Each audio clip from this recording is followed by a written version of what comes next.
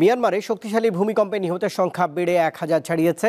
আহত হয়েছেন আরও প্রায় কয়েকশো মানুষ। মিয়ানমার ছাড়াও প্রতিবেশী থাইল্যান্ডের রাজধানী ব্যাংককে মারা গেছেন অন্তত 10 জন। ওয়ালটন আবারও মিলিয়নিয়ার অফারে ওয়ালটন ফ্রিজ কিনে আপনিও হয়ে যেতে পারেন মিলিয়নিয়ার। শুক্রবার স্থানীয় সময় দুপুরে 7.7 মাত্রার শক্তিশালী ভূমিকম্পে কেঁপে ওঠে মিয়ানমার ও থাইল্যান্ড, যা পার্শ্ববর্তী চীন, ভারত, ভিয়েতনাম, লাওস, কম্বোডিয়া ও বাংলাদেশেও কম্পন অনুভূত হয়।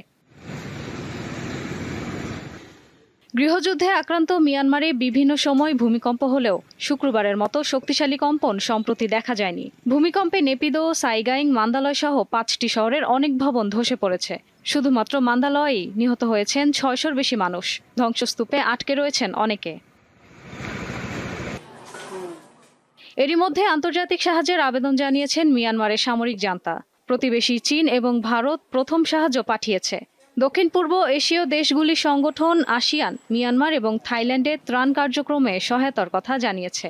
এছাড়া নিউজিল্যান্ড সহ বেশ কিছু দেশও সহায়তার কথা জানিয়েছে। ভূমিকম্পে মিয়ানমারের পাশাপাশি ব্যাপক ক্ষয়ক্ষতি হয়েছে থাইল্যান্ডেও। ভেঙে পড়েছে বেশ কিছু বহুতল ভবন। থাইল্যান্ডে একটি 30 তলা নির্মাণাধীন ভবন মুহূর্তেই ধসে পড়ে। সেখানে ধ্বংসস্তূপের নিচে আটকা পড়েছেন শতাধিক নির্মাণ শ্রমিক।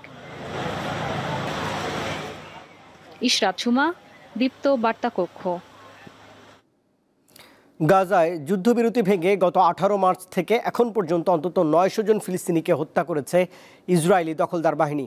হামলায় আহত হয়েছেন আরও অন্তত 1984 জন। এই তথ্য জানিয়েছে গাজার স্বাস্থ্য মন্ত্রণালয়।